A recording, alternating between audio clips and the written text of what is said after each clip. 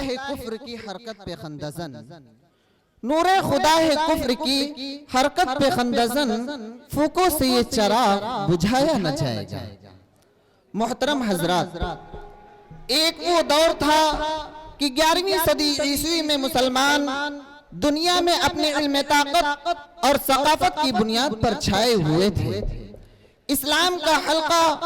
عرب سے لے کر شمالی افریقہ اور شمالی افریقہ سے لے کر یورپ تک پھیلا ہوا تھا، لیکن آج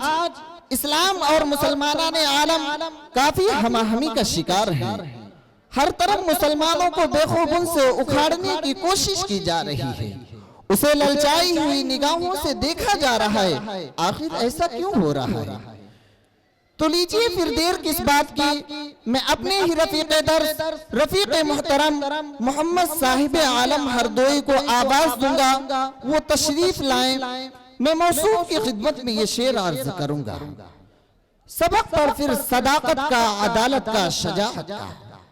سبق پر پھر صداقت کا، عدالت کا، شجاعت کا، لیا جائے گا تجھ سے کام دنیا کی امامت کا۔ محمد صاحب عالم ہردوئی ڈائس۔ السلام علیکم ورحمۃ اللہ وبرکاتہ۔ وعلیکم السلام ورحمۃ اللہ۔ الحمدللہ العلی العظیم، والصلاة والسلام على محمد رسولہ الکریم، وعلى آلہ واصحابہ اجمعین الى یوم الدین۔ اما بعد، فاعوذ باللہ من الشیطان الرجیم، بسم اللہ الرحمن الرحیم۔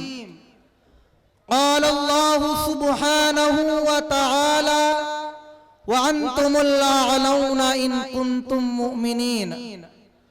حضرات اساتذہ کرام اور حکم صاحبان، رب کائنات نے مسلمانوں سے اس دنیا میں سربلندی کا وعدہ فرمایا اور اس کو پورا بھی کیا۔ دنیا نے 1300 سال سے زیادہ عرصے تک اسلامی عظمت و شوکت کا پرچم لہراتے دیکھا ہے۔ تاریخ نے مسلمانوں کی حکومت و قیادت کی کہانیاں محفوظ کی اور داستانیں تحریر کی ہیں۔ اقوام عالم نے صدیوں تک رفعت و عزت اور عظمت کا حسین منظر دیکھا ہے۔ عرب کے ریگستانوں اور چٹانوں کے درمیان زندگی بسر کرنے والے جاہل کو پستی سے بلندی کی طرف جاتے اور شتربانی سے جہاں بانی کرتے دیکھا ہے۔ یہ سب واقعات کسی فردی کہانی کا حصہ نہیں، بلکہ تاریخ انقلاب کے وہ انمٹ نقوش ہیں جس سے انکار کی جرات کسی مورخ و مصنف میں نہیں ہے۔ برادران گرامی، اس بوڑھی دنیا میں ایک دو نہیں بلکہ بے شمار قومیں پیدا ہوئیں اور صفحے ہستی سے مٹ گئیں۔ لا تعداد تہذیبیں آئیں اور بے نام و نشاں ہو گئیں۔ اپنے وقت کے طاقت و نامور حکمراں ہوئے اور پیوندے خاک بن گئے۔ بقول شاعر، مٹے نامیوں کے نشاں کیسے کیسے، مٹے نامیوں کے نشاں کیسے کیسے، زمین کھا گئی آسماں کیسے کیسے۔ لیکن مسلمان وہ قوم ہے جو سب سے حیرت انگیز ہے۔ اس کی تاریخ بھی حیرت انگیز، اس کے کارنامے بھی حیرت انگیز، اس کا عروج و ارتقاء بھی حیرت انگیز، اس کا انحطاط و زوال بھی حیرت انگیز، اور یہ آج بھی حیرت انگیز کردار میں نظر آتے ہیں اور ماضی میں بھی حیرت انگیز کردار ادا کر چکے ہیں۔ بس فرق اتنا ہے کہ حال و ماضی کا عنوان بدلا ہوا ہے۔ برادران گرامی، مسلمانوں کا شاندار ماضی ہو یا زوال پذیر حال، دونوں کا محور و مرکز وہ کتاب حکمت و رحمت اور دستور حیات بندگی ہے جو قرآن مجید اور کلام الہی کہلاتا ہے۔ مسلمانوں کی سربلندی و سرفرازی، کامیابی و کامرانی سے لے کر جہاں بانی و حکمرانی تک اسی قرآن کریم کی مرہون منت تھی۔ اور مسلمانوں کی بدحالی و بربادی اور ذلت و پستی بھی قرآن مجید ہی کے باقی سے اللہ تعالیٰ نے صاف صاف کہہ دیا ہے یضل بہ کثیر ویہدی بہ کثیرا۔ اللہ تعالیٰ اس آیت کی تفسیر محسن عالم ہادی اعظم امام الانبیاء سید الاتقیاء رحمت للعالمین شفیع المذنبین محمد عربی نبی امی صلی اللہ علیہ وسلم کے کلام مبارک سے ہوتی ہے۔ حضرت عمر فاروق رضی اللہ تعالیٰ عنہ روایت کرتے ہیں کہ رسول پاک صلی اللہ علیہ وسلم نے ارشاد فرمایا ان اللہ یرفع بہذا القرآن اقواما ویضع بہ آخرین، یعنی اللہ تعالیٰ اس کتاب حکیم کے ذریعے کچھ قوموں کو سربلند کر دیتا ہے تو دوسری قوموں کو پست کر دیتا ہے، یا یوں کہہ لیں کہ کسی کو عزت سے نوازتا ہے تو کسی کو ذلت سے دوچار کرتا ہے۔ لیکن جب عرب کے لوگوں نے کفر و شرک چھوڑ کر اس کتاب کو مشعل راہ بنا لیا، لات و حبل کے بجائے الہ واحد کے دربار میں سر جھکا دیا اور رحمت دو عالم صلی اللہ علیہ وسلم کو اپنا امام و پیشوا بنا لیا، تو اللہ تعالیٰ نے بھی ان کو صحرائے عرب سے نکال کر چمنستان اندلس میں پہنچا دیا، اونٹوں اور بکریوں کی چرائی سے نکال کر روم و فارس کا مالک و حاکم بنا دیا، عداوت و نفرت کے ماحول سے نکال کر محبت و الفت کا پاکر بنا دیا۔ پھر وہی عرب جو ہر چیز سے ڈرتے تھے پوری دنیا ان کی طاقت سے لرزنے لگی، وہی قوم جو جہالت میں بدنام زمانہ تھی علوم و فنون کے دریا بہانے لگی، وہی جماعت جو آپس میں لڑتی مرتی تھی اتحاد و اتفاق کی چٹان بن گئی، اور جس کو چلنے اور بات کرنے کا شعور تک نہ تھا وہ پوری دنیا پر چھا گئی اور قوموں کی امامت و قیادت کرنے لگی۔ ایسا حیرت انگیز عجیب انقلاب نہ دنیا نے دیکھا تھا اور نہ دیکھ سکے گی کہ صرف 23 سال میں صدیوں کا کام ایک امی لقب پیغمبر نے کر دکھایا اور انسانوں کے سب سے خراب افراد کو نسل انسانی کا سب سے اول گروہ بنا دیا۔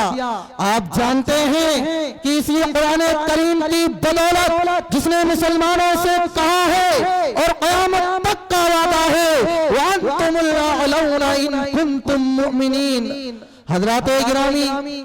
ایسا بھی نہیں کہ عربوں کو مخالفت و عداوت کا سامنا نہ کرنا پڑا ہو، دشوار مراحل سے گزرنا نہ پڑا ہو اور سب کچھ آسانی سے ہو گیا، تبدیلی آ گئی، حکومت مل گئی، قیادت حاصل ہو گئی، نہیں، ہرگز نہیں، بلکہ جب چند افراد نے ہمت کر کے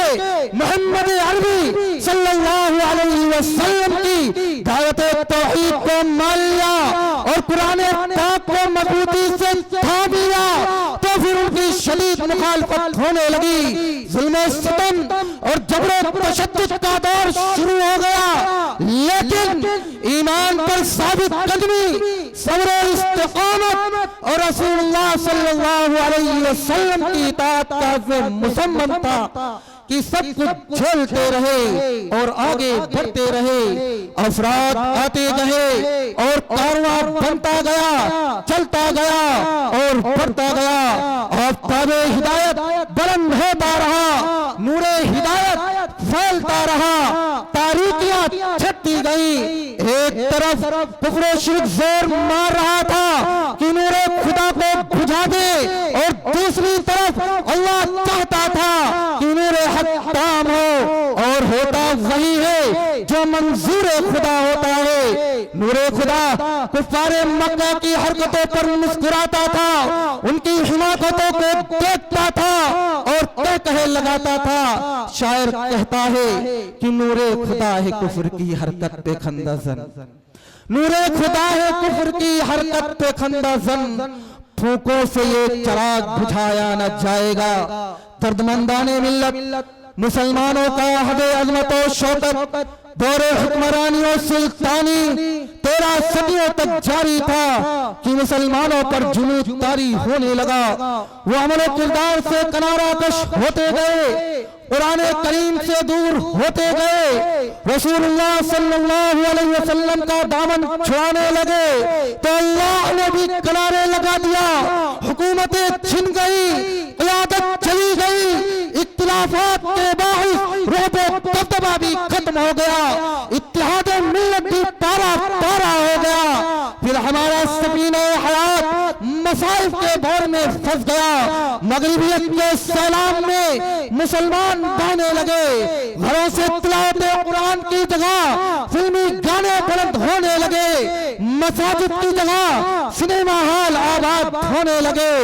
اور آج یہ صورتحال ہے کہ مسلمانوں کا کوئی پرسانی حال نہیں، اسلامی کشتی کے کھیونہاری اس کشتی نجات میں سراغ کر رہے ہیں، پرچم اسلام کو بلند کرنے والے ہی پرچم عظمت کو تار تار کر رہے ہیں، عرب سے لے کر عجم تک، امریکہ سے لے کر افریقہ تک صرف ایک ہی منظر ہے، مسلمانوں کی بربادی کا منظر، ملت کی زمین حالی کا منظر، امت کی رسوائی کا منظر، یہ سب مناظر اتنے ہولناک ہیں کہ چنگیز و ہلاکوں بھی پناہ مانگنے لگے، لیکن مسلمانوں کو ہوش نہیں آتا،